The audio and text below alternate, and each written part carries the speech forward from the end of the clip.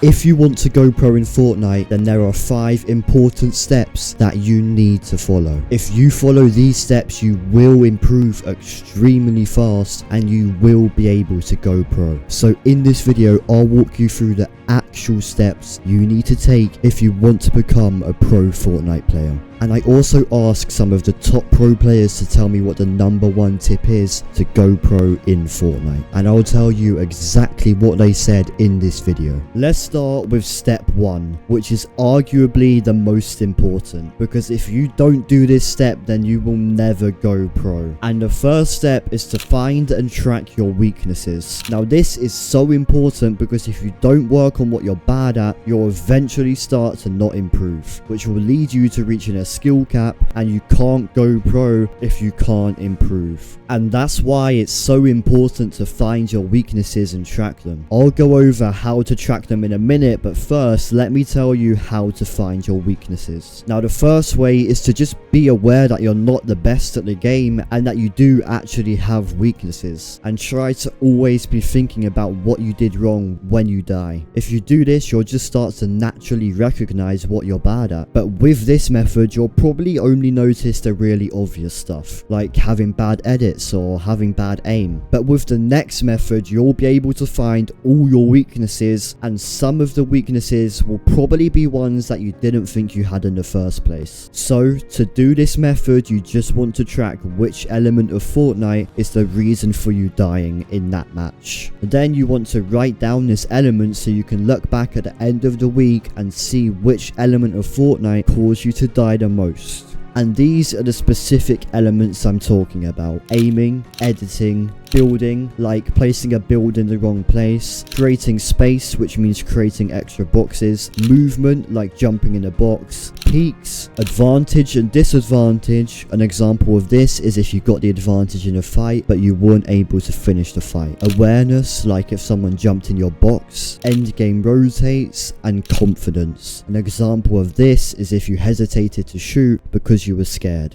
Just make sure for this second method that you only track your weaknesses from real games like ranked or scrims, or maybe 1v1s, but only if you're going against insane players. I have a weakness tracker available for VIPs in my Discord server. If you want to join my Discord, then there's a link in the description. But before I tell you about the most important thing when it comes to going pro in Fortnite, I first want to tell you about something that the top pros use to get lower ping in game. And they also use this to get up to 50 ping less when playing tournaments on other regions. And obviously, if you can play more tournaments, you have a higher chance of making earnings. You might be wondering, what is it pros use then? And that is ExitLag. ExitLag has an AI route optimizer which selects the best route for data packets, allowing you to get the lowest ping possible. ExitLag also has a dynamic stabilizer which helps ensure you have a faster and more secure connection.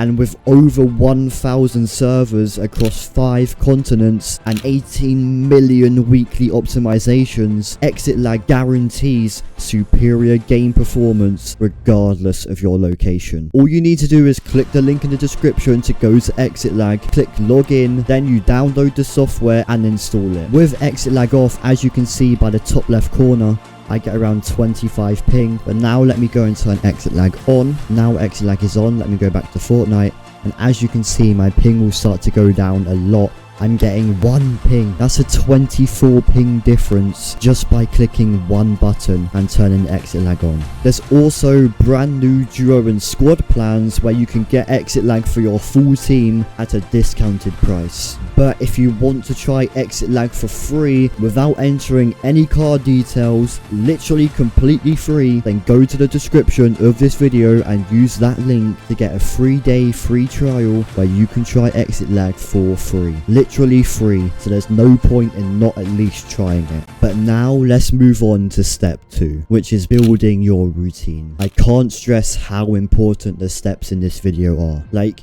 you cannot go pro if you don't follow all these steps. Your routine needs to consist of 4 main elements: aiming practice, mechanics practice, fighting practice, endgame practice, and time to review, or learn. Now I'm gonna go over some of the best ways to practice for each of these categories. Then you can pick whatever practice method fits you and works with the time limit you have. Let's start with aiming practice. There are 4 options here: Kovacs, Fortnite aim trainers, which are basically Fortnite versions of Kovacs, Angels, and headshot only box fights. You can do just one of these, or you can even do one on one day and a different one on another day. And this is known as the A-B training method, where you have 2 different routines and you alternate between both of them each day. So you do routine A on one day, and then routine B on the next day, and then routine A again, and then B, and I think you get the point. Doing this A-B training routine lets you practice more weaknesses because you're doing 2 different routines, so you can focus on double the amount of weaknesses. I personally do Angels and Kovacs and just switch them up from day to day following my A-B training routine. By the way, I also have routines for every single time limit in my Discord server. Now let's go over the next category, which is mechanics, as in building, editing, and piece control mechanics. The best way to practice this is Raiders Mechanics Trading Map V4 and V3, and Freebuilding. It's pretty simple. If you want to improve your mechanics, just focus on the mechanical skills that are your weaknesses. So if you struggle with piece control, then do the piece control tunnel scenarios and the piece control X peak training scenario. Now let's go over the next category, which is fighting. The best way to practice this is build fights, speed realistics, turtle wars, ranked, and possibly headshot only box fights, but that more focuses on your crosshair placement and aim. It's simple. I'm not going to overcomplicate something that doesn't need to be complicated. They're the ways you need to improve your fighting. There's no other way that will help you improve at fighting as fast as these will. Now let's go over the best way to practice endgames. And I said the best way for a reason, because there is only one good way to practice endgames, and that is scrims. The best scrim server for EU is Noble Practice Scrims, and the best scrim server for NA is Manu Scrims. By the way, 32 players is a fun way, but it's not that effective. I just wanted to mention it. Mainly because it's not realistic at all. Just because there's 32 players in a moving zone doesn't mean it's realistic practice for a tournament endgame. Also, I know there are way more ways to practice, but the ones I just mentioned are the best. Any ones I didn't mention aren't worth playing. Now here is how to find out how long you should spend on each category, which are aiming, mechanics, fighting, and endgame practice.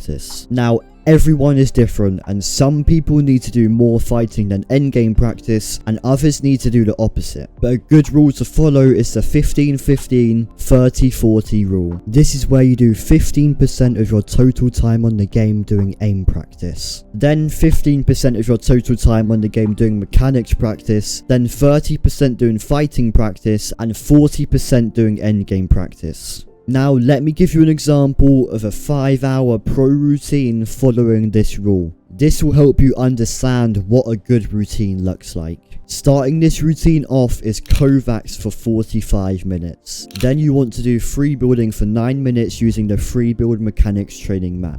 Then go to Raiders Mechanics Training Map V4. Then do the edit training section for 5 minutes, then go through the piece control tunnels with target section and do each drill for 2 minutes. There are 8 drills, so that's 16 minutes in total. Then do piece control X peak training for 15 minutes, then move on to fighting practice. Here you want to do 30 minutes of speed realistics and then do 1 hour of ranked W keying. Then move on to scrims for 2 hours. But when you die, you want to look back and VOD review that game. And that's the end of the example routine. But you need to apply step 3 when you're doing your routine. So let's move on to step 3. And this is optimizing your routine. And this makes the difference between a pro routine and an average routine that might not even help you improve. Now by optimizing your routine, I mean making whatever you're doing as efficient as possible. So here are some of the best ways to do this. The first is to play against the best players possible. So if you're 1v1ing, you want to try and find the best player possible to 1v1. If you 1v1 better players, they'll punish you for your mistakes, so you won't be able to make any stupid decisions or bad peaks or bad plays or anything like that. Also, if you don't 1v1 someone better than you, then you simply won't try your best. And when you keep on 1v1ing these worse players, you'll start to make stupid decisions and play worse. It's simple. You also want to be finding the scrim server with the best players. Now, I mentioned the 2 best scrim servers earlier, but they are open scrim servers and servers that are easy to get into. This means that the players in these scrims won't be as good as the players in scrim servers that are harder to get into, like Noble Division 3 if you're on EU. So try to get into these higher level scrim servers so you can play against the best possible players. I mean, think about it. Are you going to improve faster by going against your friend who only plays twice a week, or are you going to improve faster by going against Veno, who is arguably the best player of all time? The answer is obvious, so please make sure you try your best to play against the best possible players in everything you do. It will make your practice so much better. Another way to make your practice more efficient is by utilizing tricks to make the practice methods more effective. So instead of free building normally, you want to make your free building more effective by speed training, which is where you free build on a slow speed to practice crosshair placement and things you're bad at. Then normal speed, then a faster speed to practice being as fast as possible. I recommend using free build mechanics training by Blexiti, which is me, because I built a map for exactly this to help you free build properly. But these subtle changes to your routine do make a difference in how fast you improve. And that's why it's so important that you optimize your time playing ranked. And optimizing this is simple. You just want to W key everyone you see. If you want to improve fast, you can't be camping the whole ranked game. If you think about it, what does ranked even do anyway? What do you actually get by camping? Because you don't get any rewards from it, and it's not like any good player actually cares if you're unreal or not, and you also don't improve. And if you're trying to go pro, then you need to W key in ranked. And this doesn't mean just jump in everyone's box, it means fight everyone you see. You don't have to jump in their box straight away, you can still play smart. Just make sure you get into as many fights as possible. The more fighting repetitions you get, the faster you'll improve. Now let's move on to step 4. Step 4 is a small step but a very important one, and this is to stay consistent with your routine. If you keep changing your routine every time you play and you start replacing box PvP with scrims, forget about going pro. It's not going to happen. You have to stay consistent with a good routine. It's okay if you mess up once and just play box PvP once with a friend, but then you have to get back on track. Now, I try my best to make it as easy as possible for you to go pro, but I can't play the game for you and no one can. It's up to you to stick to your routine. But an important part of your routine is step 5. And step 5 is to review and learn. There are 2 ways to do this. You can VOD review yourself to figure out your mistakes and how you can improve, and you can VOD review other pros to see the strategies they're doing. By the way, this doesn't have to be a big part of your routine, but every pro VOD reviews and they do it for a reason. Another way you can learn new things about the game and how to play is by watching pros. Just don't include this as VOD reviewing in your routine,